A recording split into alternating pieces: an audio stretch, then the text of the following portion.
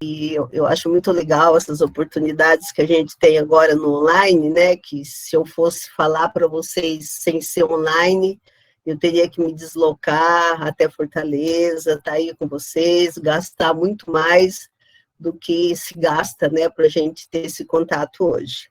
É claro que o online não substitui tudo, né, do presencial, mas também tem tantas vantagens que o presencial não tem.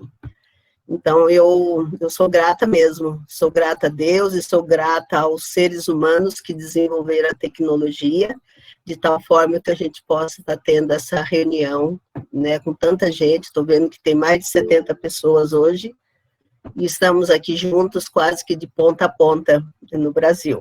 Por isso eu vim mesmo com satisfação e com alegria.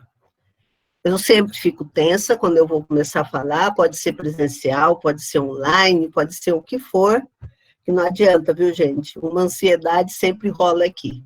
Então, a água não é porque eu tenho sede, não, é porque eu estou ansiosa. Mas também já descobri que cada vez que eu falo que eu estou ansiosa, a ansiedade diminui e eu fico mais calma. Então, vamos começar, né, o nosso assunto. Então, o tema que foi me dado é um tema de trabalhar um pouquinho, pensar um pouquinho, refletir um pouquinho sobre a possibilidade de crescimento que a gente tem no sofrimento.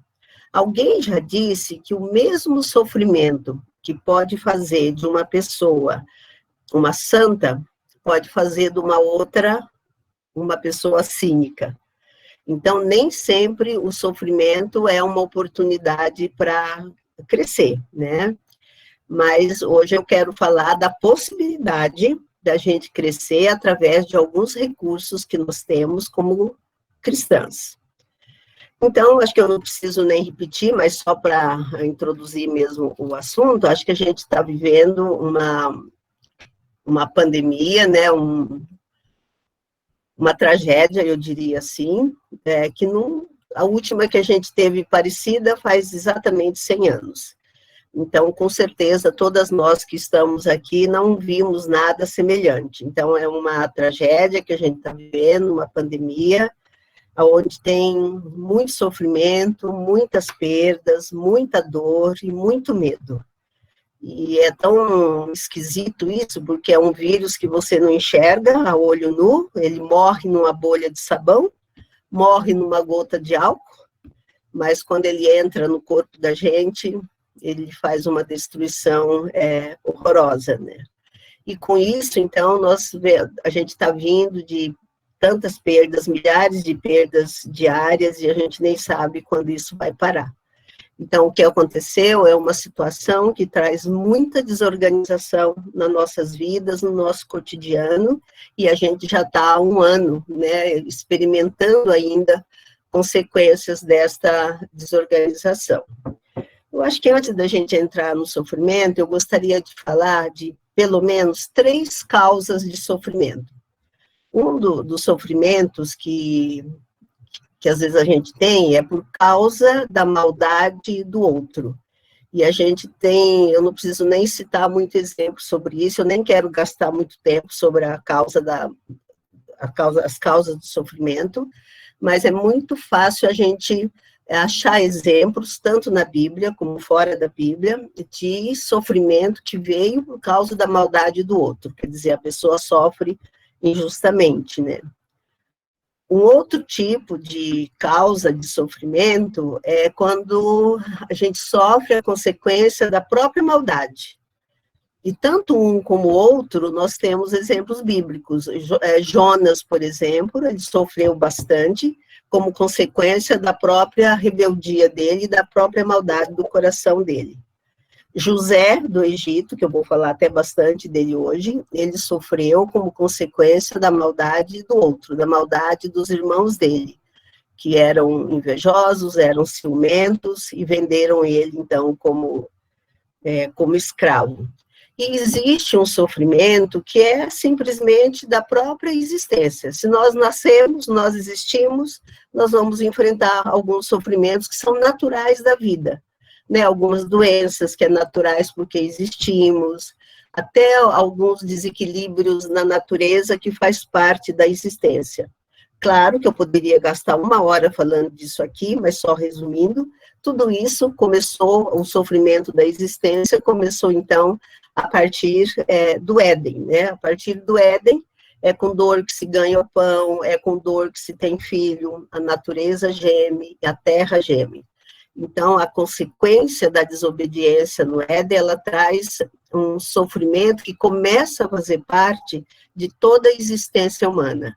Então, não tem como a gente passar por esse mundo ileso de alguma dor, não existe isso, né? Nós vamos ter algum tipo de sofrimento, alguma dor, independente da pandemia, todos somos finitos, então todos nós vamos ter que enfrentar a dor da despedida, a dor da morte, a dor da perda de alguém.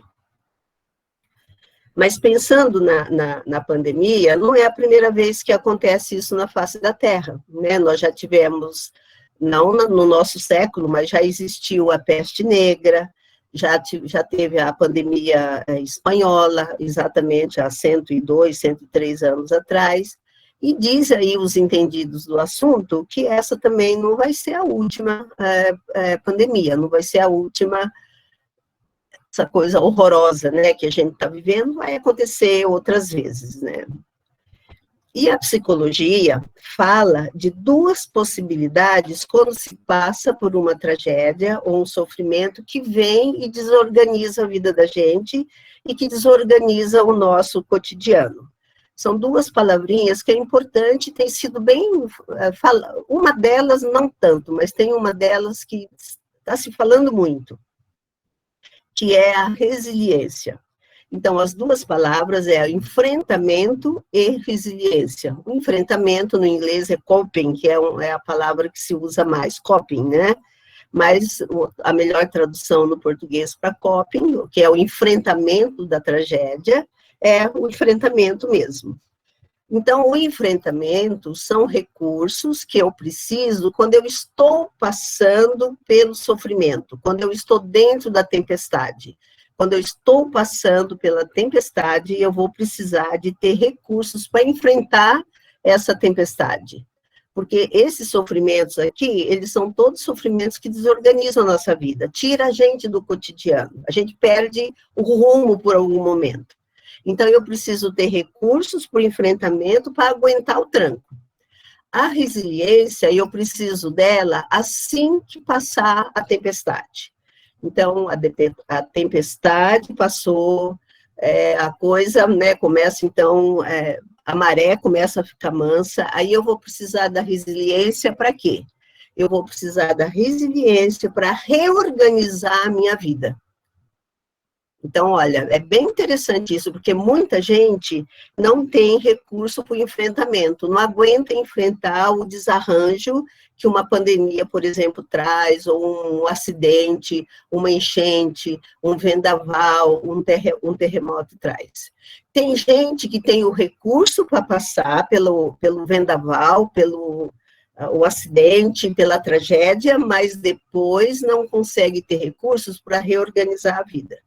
E nós precisamos, então, dos 2. Como a psicologia diz isso, e eu sei que todo mundo concorda com isso, aí fica uma pergunta, né? O que eu preciso, então, para o enfrentamento e o que eu preciso, então, para resiliência? Eu acho que dá para a gente alistar, gente, muitas coisas que a gente precisa, tanto para um como para outro. Mas eu vou me fixar em uma coisa hoje aqui, que é a esperança.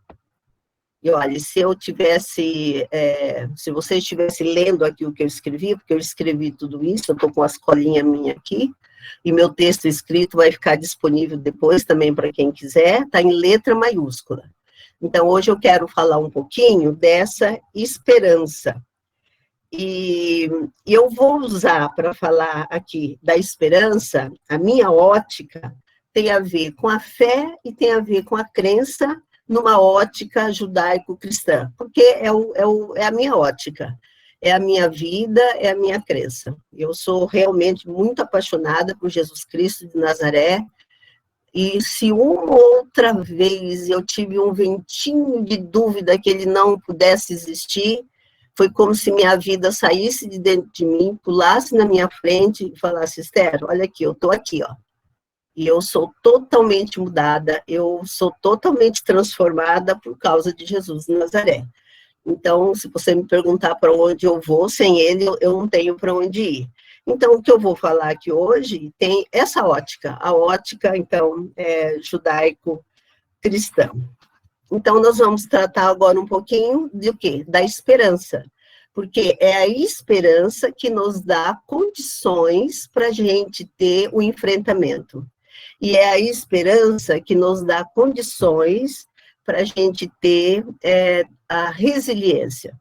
Eu me lembro quando estourou a barragem de Brumadinho, e os repórteres foram para lá, começaram a entrevistar todo mundo, e eles fizeram uma entrevista com um homem que me chamou muita atenção. Tudo que ele tinha sido destruído, menos ele e a família, porque eles não estavam na casa, então eles não tinham sofrido danos nenhum. Mas a casa estava destruída, o lugar, ele tinha animais, tudo tinha sido levado pela barragem. E quando o repórter perguntou para ele como ele estava, ele falou, nossa, eu estou triste porque eu perdi tudo isso, mas eu estou vivo. E uma vez que eu fiquei vivo, eu vou poder reconstruir tudo isso. O que leva a pessoa a ter essa afirmação, e ele nem demonstrou que estava desesperado, demonstrou que estava triste, sim, porque ele tinha perdido muita coisa. O que leva a pessoa a afirmar isso é a esperança. Eu estou vivo, eu tenho esperança, eu vou trabalhar, eu vou reconstruir. Então, vamos ver na Bíblia, né, que é o livro que nós cremos, que nós acreditamos, que nós estudamos, e é através dele que nós conhecemos Jesus Cristo, pelo menos, tem muita coisa sobre esperança na Bíblia. Eu tenho um baita estudo que eu fiz só sobre esperança, mas hoje eu vou resumir bastante. Paulo de Tarso, quando ele escreveu a carta dele aos Romanos, isso aconteceu lá para o ano de 57, então 30 e poucos anos já depois que Jesus tinha ressuscitado, ele escreve uma carta aos cristãos de Roma, e ele fala dessa esperança para os cristãos de Roma. Ele diz que tem uma esperança, olha que bonito que ele fala, que ele diz assim, que a esperança alimenta a perseverança no sofrimento de tal forma que não há desânimo na tribulação. E aí ele cita a esperança linkada ao Espírito Santo de Deus que habita em nós. Se você quiser conferir isso, está em Romanos 5, de 1 a 5. Romanos é a carta que Paulo escreveu para esses cristãos de Roma, e ele está falando, então, dessa esperança, que existe na fé cristã uma esperança que alimenta o quê? Alimenta a perseverança. E ela, alimentando a perseverança, ela não traz, você não perde o ânimo, ela não traz desânimo, mesmo na tribulação.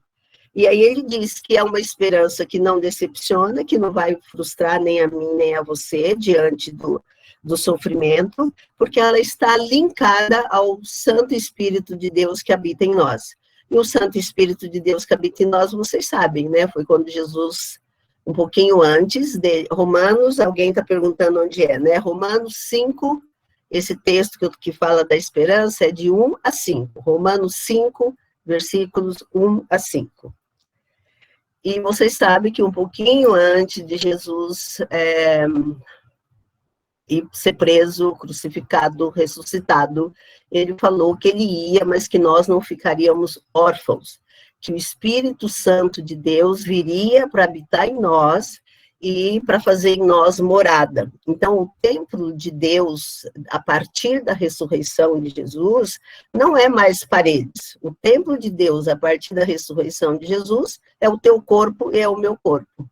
E Paulo faz esse link, então, da esperança com o Espírito Santo. E é interessante, porque daí Pedro, quando escreve a carta dele, Pedro vai escrever uma carta para os cristãos da Ásia Menor, mais ou menos 5 anos depois que Paulo escreveu aos Romanos. E Pedro, quando está escrevendo para esses cristãos, ele adjetiva essa esperança. Essa esperança que Paulo está dizendo lá, que alimenta a perseverança que nós precisamos na tribulação, seja ela qual for, Pedro dá um nome para ela de esperança viva. Se você quiser conferir, isso está em 1 Pedro 1, de 3 a 7. E por que Pedro está chamando isso de esperança viva? Porque ele está linkando agora a palavra esperança, que está dentro de nós, à ressurreição de nosso Senhor Jesus Cristo. Então, a ressurreição, quando Jesus Cristo ressuscitou, ele faz com que essa esperança que a gente adquiriu na redenção, quando que eu adquiro a esperança? Quando eu aceito a salvação que Jesus Cristo me dá, quando eu reconheço que existe uma redenção lá na cruz. E aí, o que Pedro fala? Pedro diz que essa esperança que nós adquirimos lá na redenção, lá no momento em que você aceitou o sangue de Jesus cobrindo, livrando você, ele diz que essa esperança chama-se esperança viva. Eu gosto demais disso, gente. Então, a esperança que não deixa a gente perder a perseverança, que nos dá força para enfrentarmos a tribulação. Pedro dá o nome a essa esperança de esperança viva, porque Jesus Cristo tinha ressuscitado.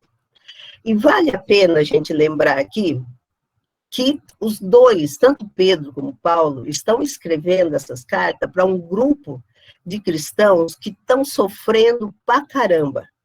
Nós não podemos esquecer que nessa época aqui, o imperador é Nero. Nero já era o imperador, e Nero, ele perseguiu ferozmente, Roma estava dominando, né, o mundo naquela época, e Nero perseguiu ferozmente os judeus, e judeus, tanto judeus, os israelitas, como os judeus também que estavam convertidos, os cristãos. Para ele não fazia muita diferença se era cristão ou não. Então, o público que recebeu a carta de Paulo e o público que recebeu a carta de Pedro, eles estavam sendo perseguidos, acusados injustamente, saqueados, alguns deles tiveram que fugir. Eu não sei se alguém aqui teve já a oportunidade de conhecer em Roma, mas eu já fui nas catacumbas lá de Roma, onde os cristãos, eu não acho que foi nessa época ainda, mas a perseguição foi aumentando até que chegou um ponto que os cristãos tinham que se esconder em catacumbas, deixando tudo para trás. Então, se a gente for olhar direitinho, era um sofrimento pior até do que o que nós estamos vivendo.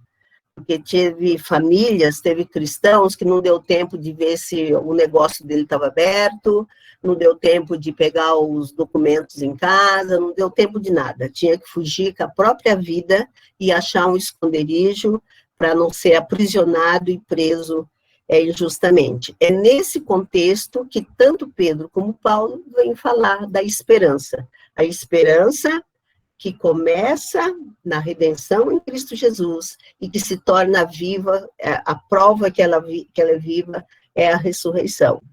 E vale a pena lembrar também que tanto Pedro como Paulo sabia já o que era sofrer.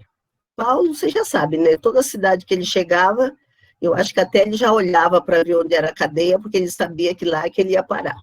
Ele foi preso mais que uma vez, né? Tamires gostou, deu até uma risadinha aí, né, Tamires? E, que é verdade, né? E Pedro, logo depois da ascensão de Jesus, ele estava preso, né? Ele estava preso ao mesmo tempo que Tiago também estava.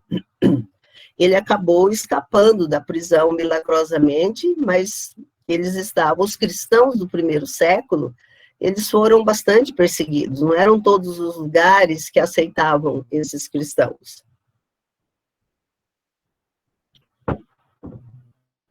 Então, sabendo disso, né, que Essas cartas eram para grupo de cristãos que estavam sofrendo. Paulo e Pedro já sabia também o que era sofrer, né? Perseguição, injustiça, prisão e tudo mais. E eles vêm falar de esperança, então vem a pergunta, né? O que nós precisamos saber para fortalecer a esperança que já temos por crer em Cristo Jesus? O que nós precisamos saber, tomar consciência, né, para fortalecer a esperança viva? O que nós precisamos fazer para não deixar essa esperança que Pedro chama de viva morrer? Essa é a pergunta. E é isso que eu quero trabalhar um pouquinho agora. Então, eu acho que a primeira coisa que uma mulher cristã, ou uma pessoa cristã, pode ser que tenha algum homem aqui também ouvindo, né, ou qualquer cristão, homem ou mulher, precisa saber, para essa esperança não morrer, aconteça o que acontecer. Eu tenho quase certeza que tem pessoas aqui hoje que a morte já bateu aí na sua porta nessa pandemia. Eu tenho certeza que tem pessoas aqui que estão me ouvindo que provavelmente estão passando dificuldades, até às vezes com alimentação, para pagar aluguel, para ter medicação, para ter um monte de coisa. E eu já teve semana aqui que eu chorei todos os dias, porque eu atendo pessoas, então tem gente que eu atendo que está no hospital, tem gente que eu atendo que estão na UTI. Já teve um parente próximo de mim que veio a óbito, que era o avô paterno dos meus netos, e eu imagino que, eu não sei se tem mais alguma casa no Brasil que ainda não sentiu de perto essa dor. E o que nós, então, precisamos relembrar, tomar consciência e, de alguma forma, enfiar na nossa cabeça para que a esperança continue mesmo viva. Então, vamos lá. Primeira coisa. A primeira coisa, gente, é que Deus caminha conosco. Então, eu acho que é importante deixar bem claro aqui que nem sempre Deus vai livrar a gente do sofrimento. Mesmo que você ore, mesmo que você seja fidelíssima, tem sofrimento que Deus não vai livrar você. Né? Pedro e Tiago, os dois eram fiéis a Deus, os dois eram fiéis na fé através de Jesus Cristo. Pedro foi preso e os anjos vieram e libertaram Pedro. Tiago estava preso e passaram a espada no pescoço dele. E nenhum lugar diz que Tiago orou menos. Nenhum lugar diz que Tiago era menos fiel ou menos crente que Pedro. Por que é assim que acontece, eu não sei. Mas muitos de nós vamos enfrentar dores, sim, vamos ser perseguidos, sim, vamos sofrer injustiça, sim, vamos perder, quem sabe vai ter mulheres que vai perder filhos, que para mim é uma das piores dores que pode existir na face da terra, né? Então, muitos do sofrimento, Deus não vai nos livrar, mas uma coisa eu tenho certeza, Deus vem passar com a gente. Deus vem ao encontro com a gente. Então, Deus caminha conosco, seja qual for a sua dor, seja qual for o seu sofrimento, seja qual for a minha dor. Como é que eu sei disso? A Bíblia fala. O povo esteve escravizado no Egito. Vocês conhecem a história, né? Eu não vou contar toda, porque senão, eu acho que meu tempo é até 8h30, acho que ela me falou, né? Então, eu já estou atrasada, se é até 8h30. Mas se você quiser, vou deixar o texto escrito. Mas o povo israelita foi para o Egito quando teve aquela fome, olha, outro sofrimento. Que teve uma fome naquela época que pegou o mundo inteiro. E os israelitas foram para o Egito para comprar comida e chegaram lá e encontraram com o José, que tinha sido vendido como escravo, né? E, resumindo essa história, que eu não vou entrar em detalhes, já fazia 400 anos que esse povo estava sofrendo. José morreu, trocou o faraó, aí veio outro, e o povo estava ali escravizado. Eu acho que muitos até pensavam que Deus não ia responder mais. Quem sabe alguns chegaram até a pensar que Deus estava morto, não sei. Deus demorou, mas chegou um momento que tem um texto na Bíblia, que é um dos textos que eu mais gosto de ver. Olha o que diz o texto. Deus falando, então, com Moisés, que Deus aqui está chamando Moisés para ir tirar o povo da escravidão do Egito, né? Para tirar o povo da tirania dos faraós, para tirar o povo da escravidão dos políticos que naquela época estavam mandando e governando o Egito. Olha o que Deus diz. Eu vi a aflição do povo que está no Egito. Eu ouvi os seus clamores por causa de seus opressores e desci para livrá-los. Tem 3 verbos aqui que eu acho que a gente podia decorar, né? Olha, eu vi a aflição, eu ouvi o clamor e eu desci para livrar o meu povo. Eu desci para estar com o meu povo no sofrimento dele. Deus demorou 400 anos. Algumas pessoas morreram na escravidão, morreram, mas chegou um momento que Deus desceu e através de Moisés, então, ele liberta o povo escravo, levando para uma terra que mana leite e mel. Oba, alguém já falou aqui que não faz mal, que eu posso passar o tempo. Que bom, obrigada, viu, Vanessa? Então, o primeiro fato na Bíblia, que eu creio firmemente que Deus vê, ouve, desce, é a história lá do povo no Egito. O segundo evento, eu não peguei todos, né? Tem vários na Bíblia, mas eu peguei algum para encaixar aqui no nosso tempo. A segunda história, que eu gosto demais, e eu até falo disso no meu livro Ressurreição Interior, é que Deus viu uma mulher desesperada pela dor de perder um filho. E é um texto, gente. O texto lá de Êxodo, se alguém quiser anotar, está em Êxodo 3, versículos 7 e 8, tá? Êxodo 3, 7 e 8. Esse que eu vou falar agora, que é que Deus viu uma mulher que estava desesperada porque ela perdeu um filho. Está em Lucas 7. Essa história é a história da viúva de Naim, que é outra história maravilhosa, mas maravilhosa mesmo. Nesse dia, Jesus Cristo tinha saído de Cafarnaum e passava, né, por essa cidade, né, de Naim. E quando ele estava chegando na cidade de Naim, estava saindo o enterro do filho único dessa viúva. Olha que coisa isso, né? É outro texto que a gente podia falar 40 minutos, um texto muito lindo, que alguém está saindo com o filho morto, mas o dono da vida, o autor da vida, o redentor da vida, está entrando. A morte, alguém morto, sem vida saindo, mas o autor da vida chegando ali na cidade de Naim. E a mãe desse rapaz, eu acho que talvez vocês já ouviram isso, mas ser viúva nesse tempo aqui de Jesus e perder o filho único era o pior desamparo que podia acontecer. Hoje, no nosso meio, às vezes, quando a pessoa fica viúva, ela fica até melhor do que quando estava casada, né? Mas nessa época aqui, ficar viúva e perder o filho único era ficar à deriva. Era ter que morar, ter que ser homeless, ter que virar sem teto, ter que morar na rua, porque a pessoa não ia ter nem como se sustentar.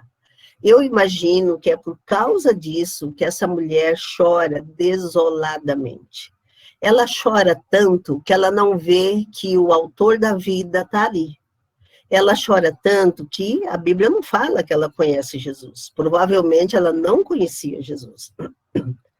Mas Deus viu a dor dela. Jesus viu a dor dela.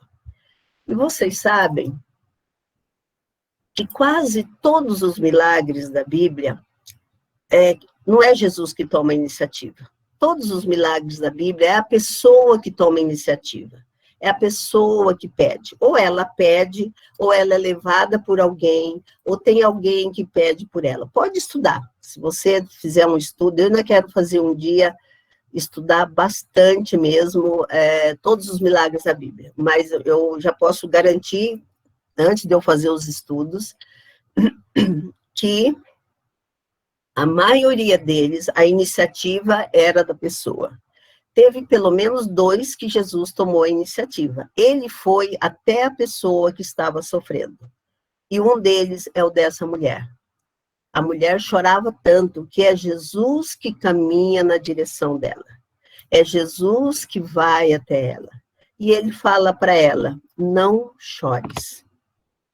Que parece doido isso, né? Porque hoje a gente falar para uma pessoa que acabou de perder um filho, não chorar, não tem nada mais antipático que isso, né? Pois é, mas Jesus falou para ela, não chores. Mas ele completa em seguida. Eu imagino que ela estava talvez cabisbaixa, chorando muito, e aí essa pessoa vem e fala para ela não chorar.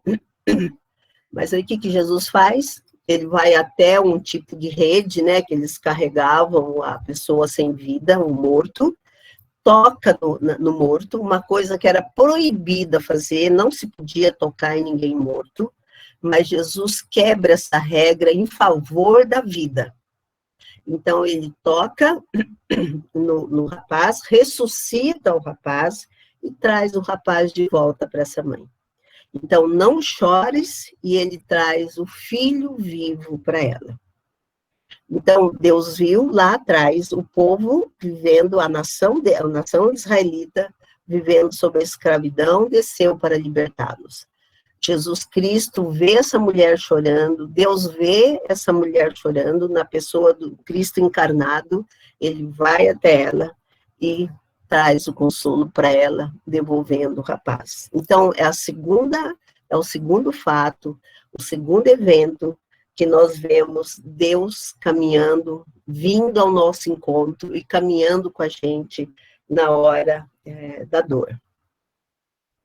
O terceiro que eu coloquei aqui é que Deus viu um homem que estava paralisado, provavelmente pelo peso da culpa, pelo diálogo que depois ele tem com Jesus. Ele já estava paralisado há 38 anos. Este homem é o paralítico lá no tanque de Betesda. Eu acho que esse eu nem pus a referência aqui.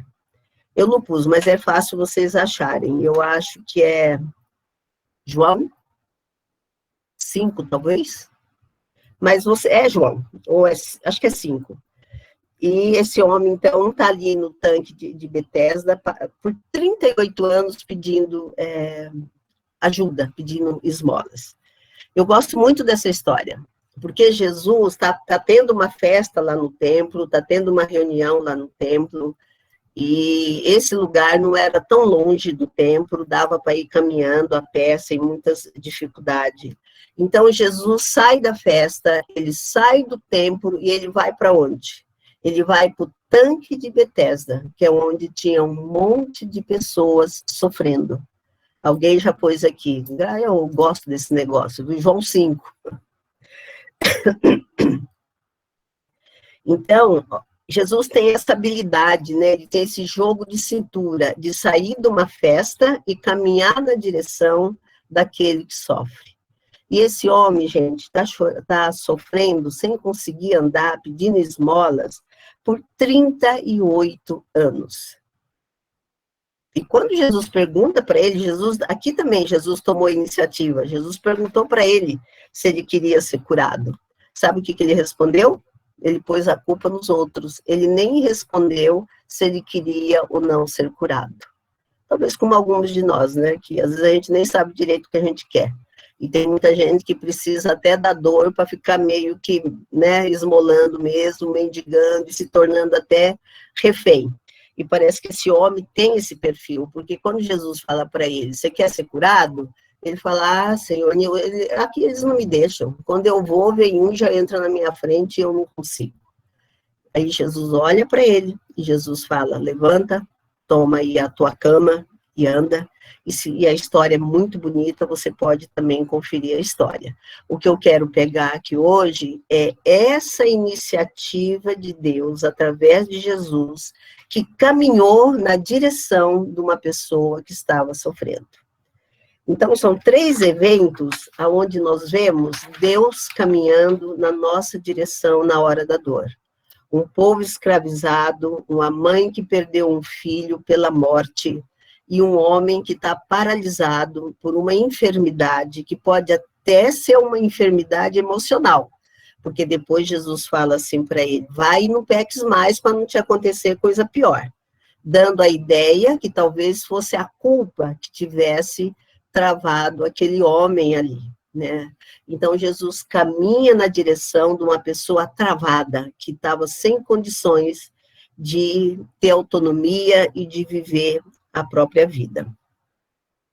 Então, eu acho que esses 3 textos são suficientes para a gente ter a certeza que minhas queridas irmãs que estão aqui, amigas que estão aqui, que aconteça o que acontecer, Deus vem caminhar conosco. Tem gente que várias pessoas já me perguntaram, você acha que foi Deus que deu essa pandemia? O que você acha que é a pandemia? Eu falo, bom, eu não sei se foi Deus que deu. Não, eu acho que não foi Deus. Deus não é o arquiteto da pandemia, isso eu tenho certeza.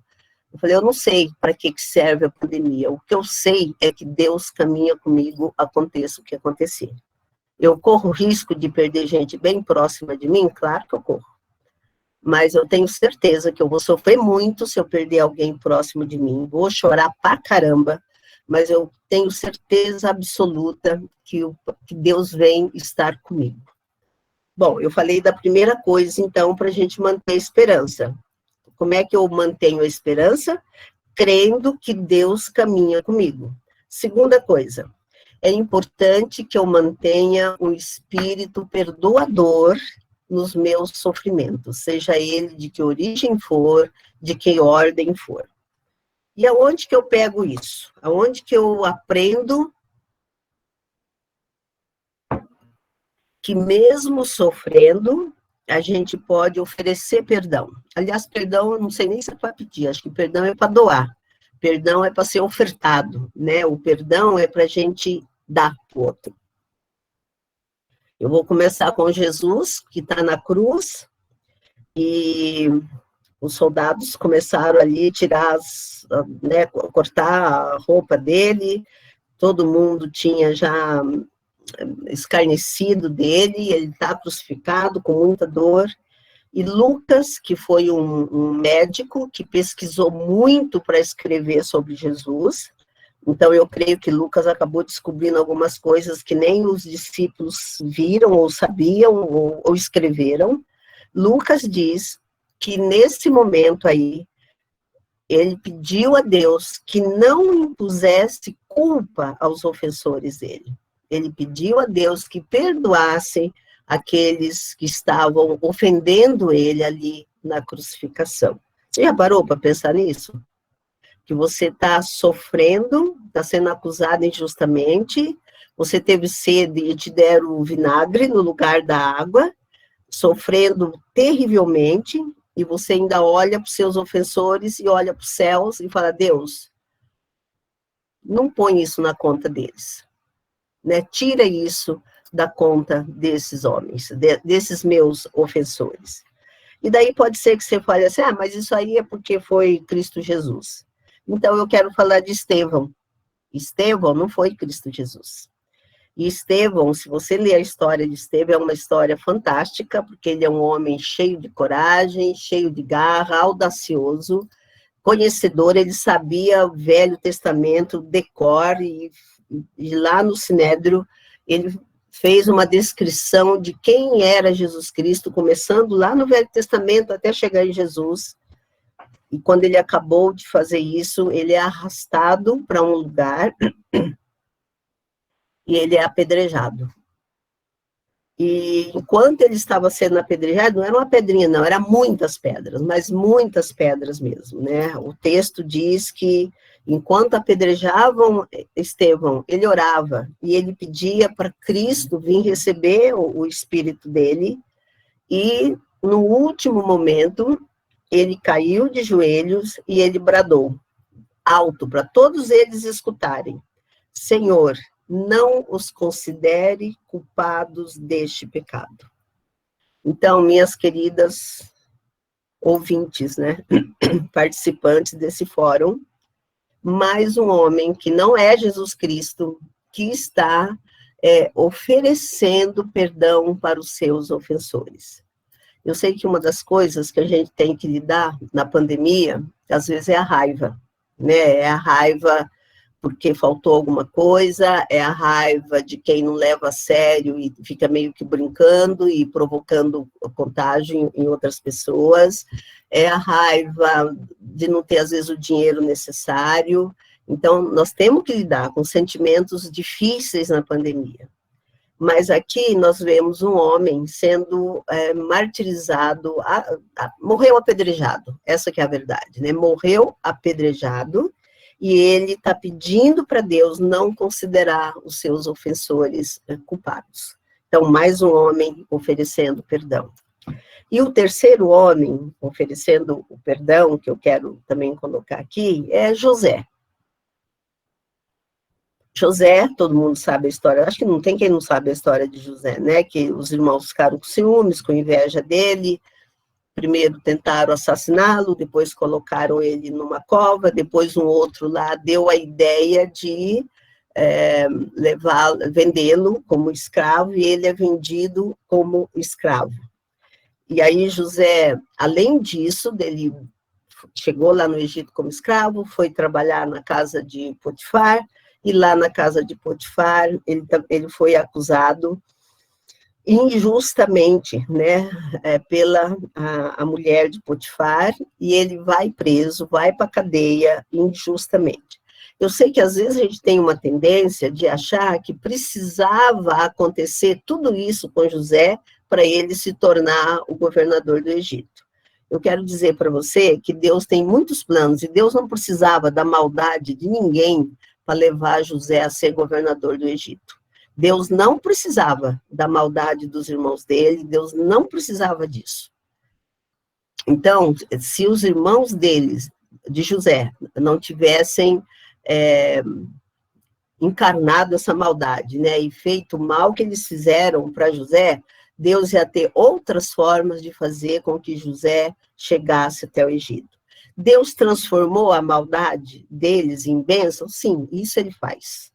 E todas as vezes que nós sofremos injustamente, sofremos por causa da maldade do outro, ou qualquer maldade, há a possibilidade de Deus transformar essa maldade em bênção para nós e em bênção para outros. No caso de José, bons anos depois, eu acho que, eu não lembro agora direito, mas eu acho que é mais de 20 anos depois, que bateu uma fome no mundo daquela época, e os irmãos vão para o Egito comprar comida, e José, então, reencontra esses irmãos. E nós vamos encontrar José conversando com os irmãos. A história também é muito bonita, quem não conhece pode ler, é bem linda, dá um filme essa história, é muito bonita mesmo. Mas assim que o José se deu a conhecer aos irmãos dele, assim que ele se identificou com os irmãos, ele faz um pedido para os irmãos. Ele diz assim: não se afligem e nem se recriminem, eu vou cuidar de vocês. Eu quero que o pai venha para cá, eu quero que vocês venham para cá, e eu vou cuidar de vocês. Eu acho que o perdão, às vezes, ele é um processo, e no caso de José, nós vamos ver que é um processo. Mas, quando chega lá, em Gênesis 50, quando o pai de José já tinha morrido, de novo, os irmãos de José vai até ele, porque eles estão com medo. Eles estão com medo que, uma vez que o pai está morto, que agora José vai se vingar deles. Mas quando eles chegam lá para conversar com José, José é bem claro com eles. José diz assim: olha, eu não estou no lugar de Deus para fazer nenhum mal contra vocês.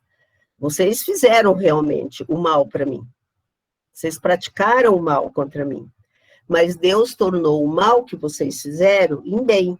E hoje eu estou aqui para preservar a vida de muitos, né? Porque aquela fome caiu em cima de todos os moradores do mundo daquela época. Então, fiquem tranquilos, eu não vou fazer o mal para vocês, eu não estou no lugar de Deus, e eu vou cuidar muito bem de vocês e de seus filhos.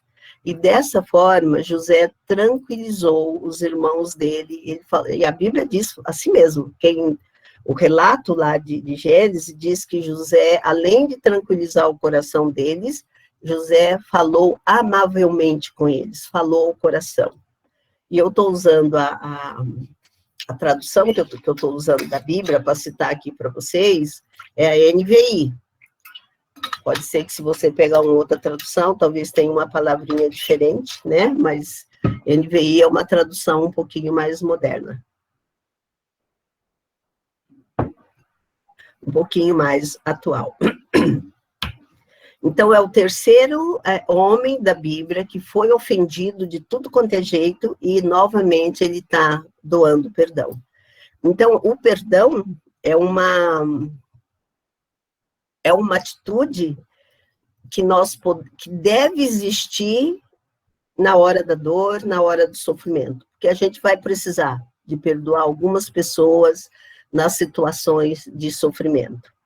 Um outro homem, esse não está na Bíblia, mas que é um exemplo para mim de perdão, é o Mandela. Acho que todo mundo conhece a história do Mandela, quem não conhece pode pesquisar no Google. Mandela ficou preso por 27 anos, e ele é um exemplo de perdão, de alguém que ficou 27 anos na cadeia, depois saiu, e ele perdoou todos aqueles que tinham ofendido a ele, né? Todos aqueles que tinham causado algum mal dele. Então, além de nós crermos e aceitarmos a verdade, que Deus vem ao nosso encontro, no sofrimento, a gente precisa ter um espírito perdoador.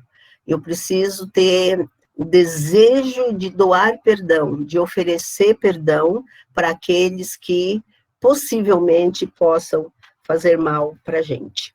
E a terceira coisa que eu quero falar dentro disso, de como a gente pode crescer no sofrimento, é a gente ter um acolhimento para com a gente mesmo, para com os sentimentos da gente, e ter liberdade, se dar a liberdade de expressar a dor no sofrimento. Eu acho que, às vezes, a gente, em nome das verdades, que são verdades mesmo, né? A morte, ela não tem, a única poder da morte é destruir o corpo. Só isso que a morte faz. Aquilo que você fez e que você fecundou na vida das pessoas, aquilo que você fez para as pessoas, a morte não destrói. Não tem como ela destruir. Aquilo que, na minha convivência com os outros, eu fecundei neles, eu semeei neles, eu marquei a vida deles, a morte não tira. Além disso, nós temos a promessa da ressurreição. Tudo isso é verdade. Mas a morte dói. A separação dói. E, quando a morte bate na nossa porta, mesmo a gente sabendo de todas essas verdades, vai ter choro, vai ter saudade, né? Vai ter desânimo, vai ter depressão, vai ter um monte de coisa. Então, é muito importante que a gente cresça ao ponto de aceitar o nosso emocional, de aceitar os nossos sentimentos e de expressar esses sentimentos. Porque se eu ficar me fixando nessas verdades e ficar pregando essas verdades para alguém que pode estar sofrendo muito, eu bloqueio a expressão do sentimento. E Deus não é contra a expressão dos sentimentos, porque ele chorou. Se ele chorou mais que uma vez, então fica claro que ele não é contra. Então vamos ver algumas pessoas que expressou o sentimento. E como eu falei agora de José, eu quero continuar com ele, tá? Com José. Vocês têm ideia de quantas vezes José chorou quando ele reencontrou os irmãos? Será que alguém aqui desse grupo sabe? Quantas vezes José chorou nesse tempo de reencontrar esses irmãos? Eu não lembro direito quantos anos depois, mas eu acho que é mais de 20, ou é próximo de 20, não tenho certeza. Sabe quantas vezes ele chorou? 6 vezes. 6 vezes o livro de Gênesis retrata o choro de José. E uma das vezes Ele chorou tão alto, mas tão alto, que todos os egípcios, ele estava fechado com os irmãos dentro de algum lugar, talvez numa sala lá no palácio. Mas ele chorou tão alto que todos os egípcios escutaram o choro dele. E foram até contar para o faraó que ele estava chorando. E nós não vemos no livro de José nenhuma reprimenda a ele porque ele chorou. Não existe isso. Aliás, não tem na Bíblia nenhum lugar que você não deva chorar. Não tem isso. Pelo contrário, tem que fala que as nossas lágrimas podem estar guardadas no odre, tem que vai ter um momento que todas as nossas lágrimas vão ser enxugadas. Então, tem um espaço para a expressão da emoção. No caso do José, ele chora tanto de alegria por reencontrar os irmãos, como chora também depois de tristeza, quando o pai dele morre. Na morte do pai, ele cai num choro profundo. Então, José soube expressar a alegria e a dor pelo choro. Um outro que é importante a gente olhar é a vida de Jó. Jó, que muitos veem, nossa, é o exemplo da paciência, que ele foi mesmo paciente. Opa! O Jó, que foi o exemplo da paciência, e por aí é um modelo para a gente, porque ele era um homem íntegro, Deus tinha ele como um homem íntegro, mas Jó, gente, no começo, quando ele perdeu todos os filhos num dia só, perdeu todas as propriedades, e chegou um momento que ele perdeu a saúde dele. E ele começa aqui na cabeça, né? Ele começa, não, Deus deu, Deus tirou, que é o que muitos de nós fazemos, né? Ah, Deus é o Senhor da vida. Ah, tá com Deus, tá melhor. Eu tô só aqui na cabeça, ó. Jó também começou assim.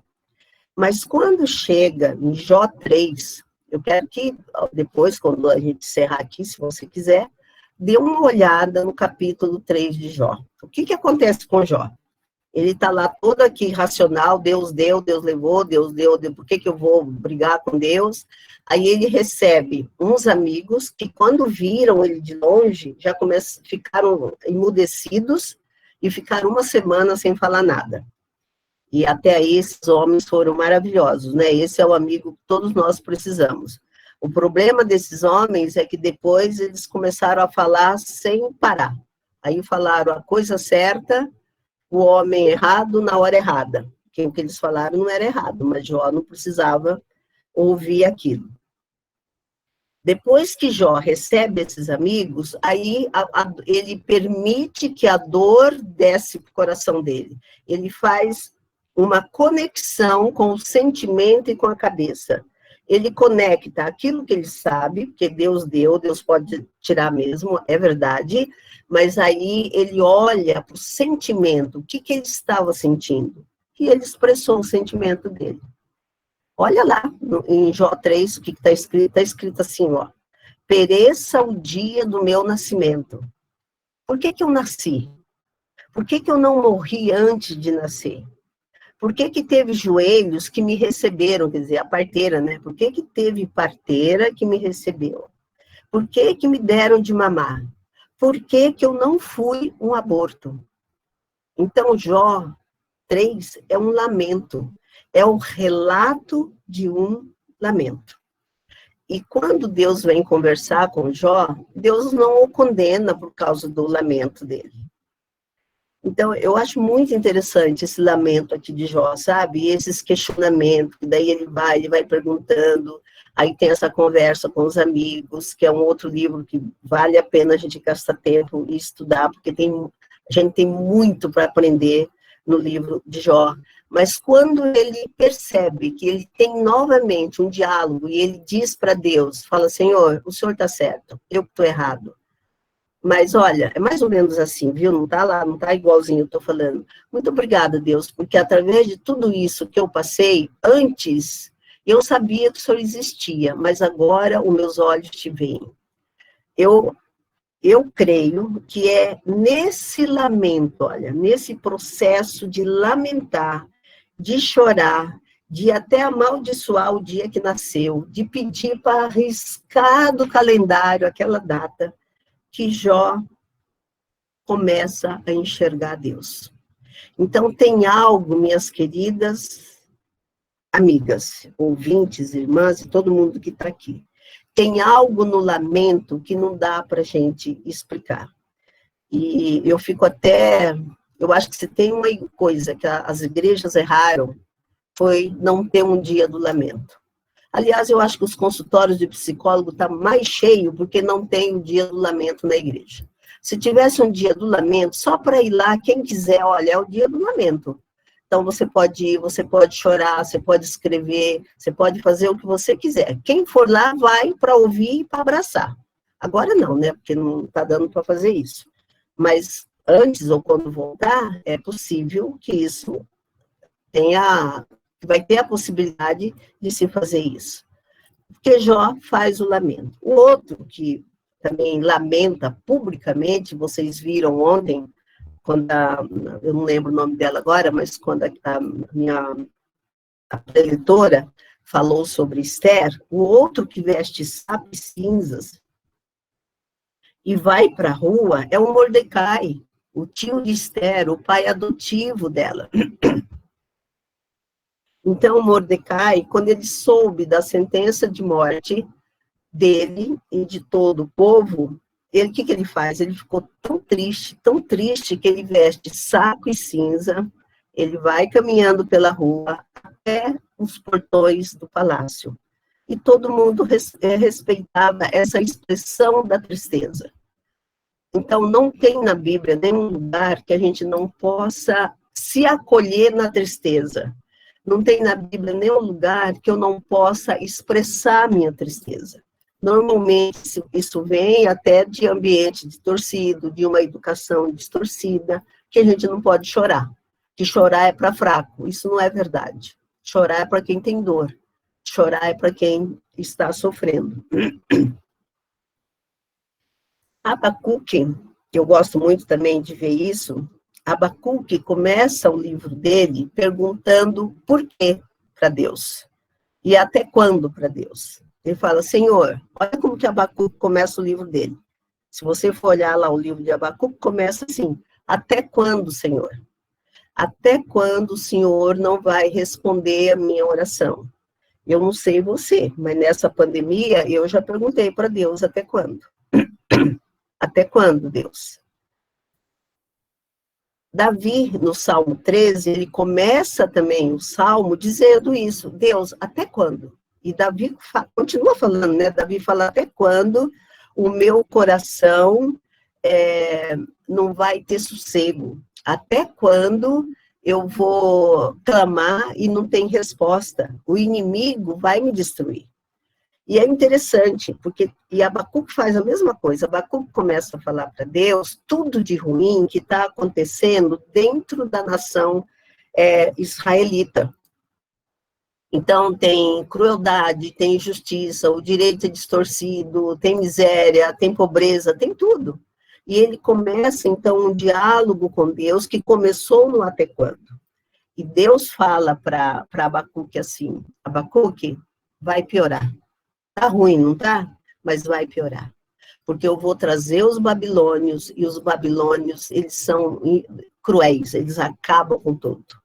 Parece que até a nossa história, né? Tava ruim o ano passado, não tava? Piorou esse ano. E Davi, como é que tanto Davi como Abacuque terminam essa coisa que eles começaram com até quando? Abacuque começa falando assim, Deus, eu vou esperar então a destruição do inimigo. Mas eu quero te falar uma coisa, Deus. Mesmo que acabe tudo, ainda assim eu vou me alegrar no Senhor. E ele começou com até quando. Então, alguém que... E é porque, graças a Deus, vocês não tiveram tantos, né? Nem tantos sintomas, né? Eu acho que tem alguém que está com o somzinho aberto, talvez fosse bom fechar.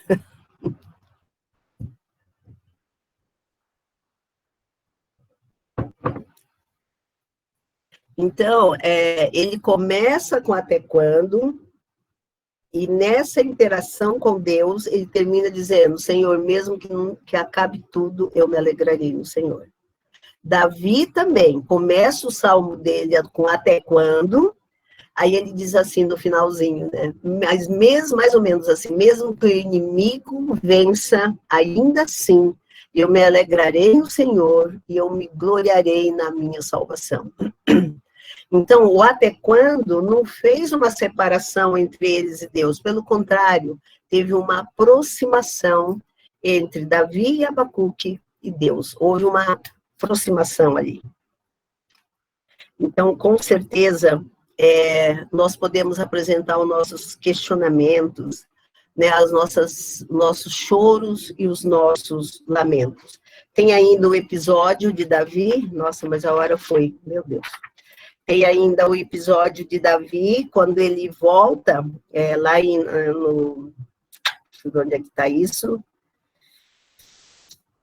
Em Samuel, primeiro livro de Samuel 30, que quando ele volta para o acampamento dele, ele viu que o acampamento tinha sido saqueado, você pode conferir lá, e a Bíblia diz que tanto Davi como seus soldados choraram em alta voz até não ter mais força. É que eu estou perdida aqui.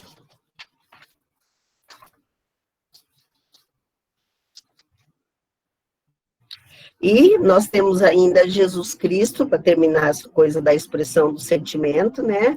Quando Jesus Cristo expressou sua profunda agonia no Getsêmani. E se você reler lá o texto, Marcos 14, 32 a 34, Jesus fala assim, eu estou com uma profunda tristeza. E algumas traduções diz tristeza de morte.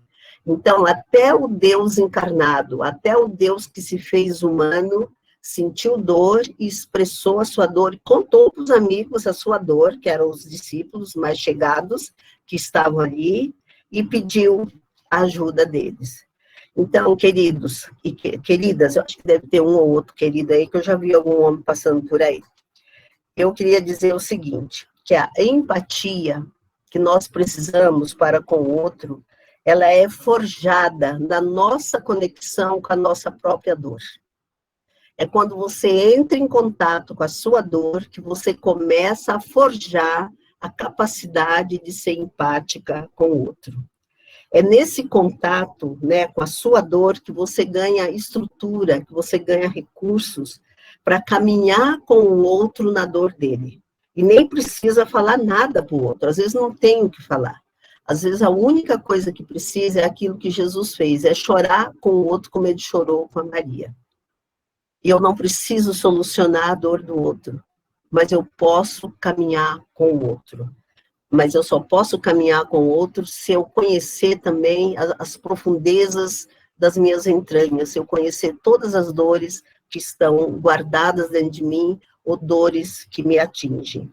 É nesse contato com a nossa própria dor que eu vou perceber e receber o consolo de Deus. Se você não entrar em contato com a sua dor, você não precisa do consolo de Deus. Se você não entrar no vale da sombra da morte, você não precisa que Deus caminhe com você. Ele diz, eu vou caminhar com você no vale da sombra da morte. Mas se você não entrar nesse vale, se você negar de se entrar nessa história, nesse vale de perda, de dor, de luto, você não vai ter a companhia do Pai caminhando com você. Nós só conseguimos caminhar com quem sofre se já tivermos caminhado o nosso próprio caminho de dor. Então, aí vem algumas perguntas, né, que a gente pode, que eu quero terminar deixando para cada um de vocês pensarem. Será que nós podemos avaliar o tipo de sofrimento que tem se abatido sobre nós? Não só da pandemia, mas qualquer outro sofrimento. Eu adoro ver os recadinhos que vocês vão pondo aqui. Alguém falou que foi muito forte o que eu falei. É forte mesmo, mas é verdadeiro, viu, Raquel? É verdadeiro demais isso. E eu posso te falar isso por experiência própria.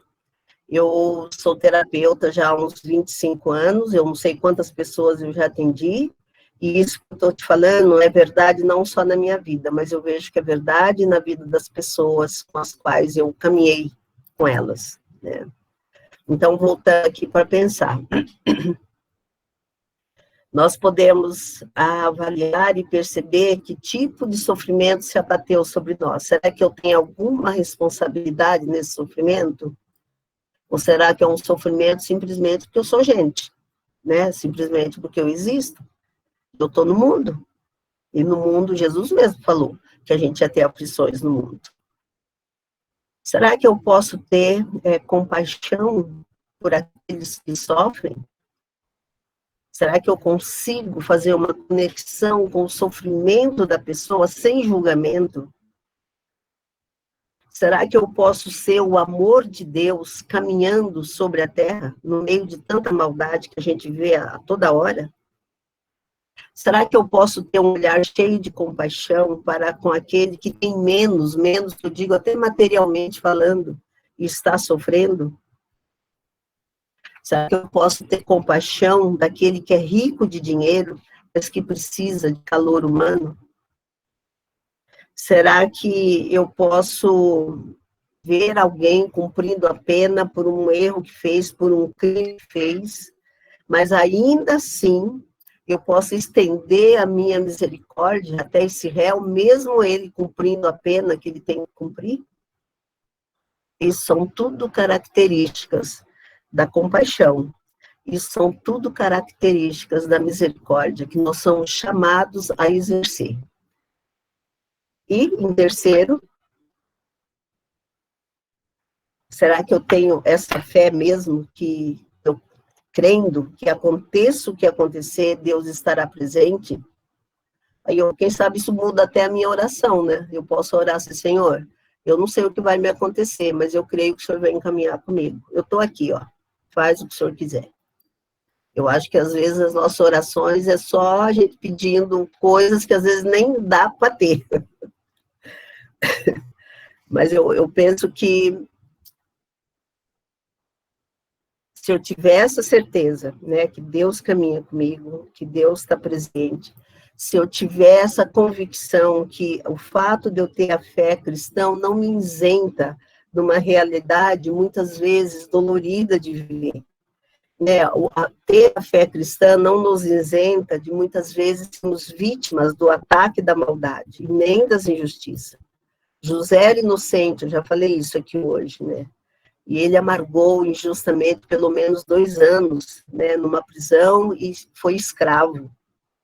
Tiago também já falei, estava preso e teve, né, foi degolado, foi cortado. Então, o fato de nós termos a fé não nos livra de algumas injustiças e de algumas dores. Mas eu preciso ter essa certeza, como Estevão teve, que na hora da morte, o que Estevão viu na hora que ele estava morrendo? Né, ele viu os céus abertos, que é uma das descrições mais lindas que existe. Ele viu o céu aberto e Jesus Cristo recebendo ele. Olha isso, gente, pensa nisso. Às vezes eu fico pensando nas pessoas que ficam sozinhas, né, na UTI, que estão morrendo sozinhas nos hospitais. Quem é que garante que essas pessoas não estão sendo recebidas por anjos? Quem é que garante que essas pessoas não foram assistidas por anjos? Deus pode fazer isso no nosso sofrimento. Então, como é que a gente pode crescer no sofrimento? Como é que nós podemos alimentar a esperança? Então, só recapitulando, crendo que Deus caminha com a gente, tendo um espírito perdoador e se acolhendo e se aceitando e expressando a sua dor. Ou para alguém que você confia, ou para Deus que vai ouvir a sua dor. Que Deus possa nos abençoar nesses momentos tão duros e tão difíceis que a gente está vivendo. E que nós possamos aproveitar esses momentos para essa experiência, né, de tantas perdas, em todos os sentidos, tanta desorganização, tanto luto, tantas mortes, que isso sirva para transformar cada vez mais o nosso coração, cada vez mais misericordioso, que nós possamos nos tornar cada vez mais cheias de compaixão e cheias de misericórdia. Que Deus abençoe cada uma de nós. Desculpa meia hora a mais aí, viu, gente?